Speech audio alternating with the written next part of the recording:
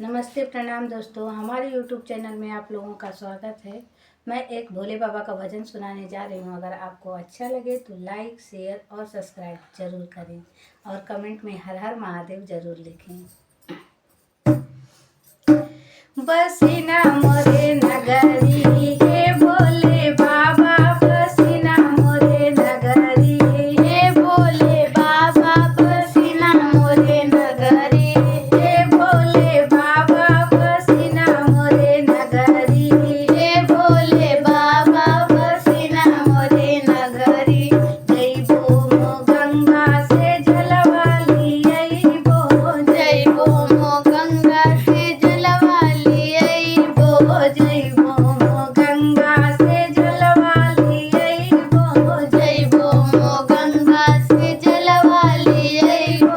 चढ़ाइबो भर गगरी हे भोले बाबा, चढ़ाइबो भर गगरी हे भोले बाबा, बसिना मोरे नगरी हे भोले बाबा, बसिना मोरे नगरी हे भोले बाबा, बसिना मोरे नगरी हे भोले बाबा, बसिना मोरे नगरी।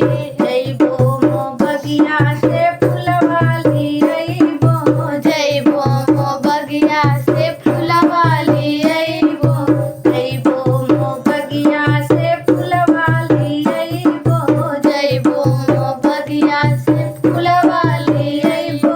चढ़ाइबो भर डगरी हे भोले बाबा, चढ़ाइबो भर डगरी हे भोले बाबा, चढ़ाइबो भर डगरी हे भोले बाबा, चढ़ाइबो भर डगरी हे भोले बाबा, चढ़ाइबो भर डगरी हे भोले बाबा, बसिना मोरे नगरी हे भोले बाबा, बसिना मोरे नगरी हे भोले बाबा, बसिना मोरे नगरी हे भोले बाबा, बसिना मोरे नगरी।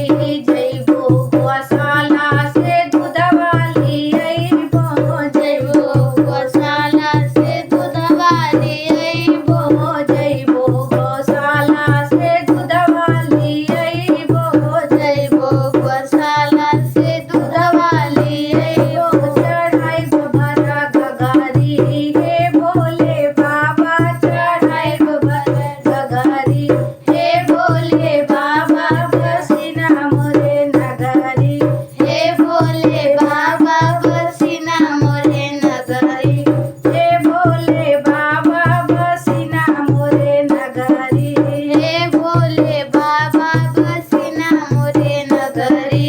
जइबो मो खेतों से भंगियाली अइबो, जइबो मो खेतों से भंगियाली अइबो। चढ़ाइबो भर टोकरी हे भोले बाबा, चढ़ाइबो भर टोकरी हे भोले बाबा, चढ़ाइबो भर टोकरी हे भोले बाबा, बसिना मोरे नगरी हे भोले बाबा, बसिना मोरे नगरी हे भोले बाबा, बसिना